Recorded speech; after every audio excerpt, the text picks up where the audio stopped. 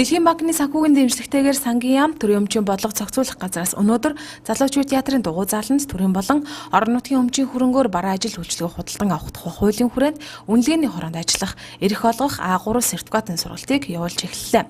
Энэхүү сургалт 2 өдөр үргэлжлэн явагдах бөгөөд өндөрлбөргүй явагдаж байгаараа онцлог. Нийтдээ 60 иргэн хамрагдаж байна. Төрийн болон орон нутгийн өмчийн хөрөнгөөр бараа ажил үйлчлэгээ худалдан авах, суурь мэдлэг олох тус сургалтанд хамрагдсан иргэд 4 өдөр буюу энэ сарын 23-ны өдөр шалгалт өгөх юм. Энд бол төрийн байгууллага болон төрийн бус байгууллага тэгээд дархан сумын иргэн аж ахуйн нэгжийн бол хүмүүсийг бол хамруулсан байгаа.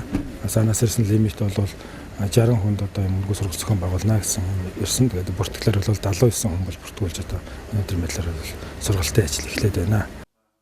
Сургалт 2 хоног үргэлжлэн шалгалтанд тэнцсэн иргэд А3 сертификат гардан авах бөгөөд худалдан авах ажиллагааны үнэлгээний хороонд ажиллах боломжтой болно. Иргэд худалдан авах ажиллагааны талаар мэдлэг мэдээлэлтэй болсноор тендерийн үйл явц илүү нээлттэй, ил тод болох нөхцөл бүрдэж байгаамаа.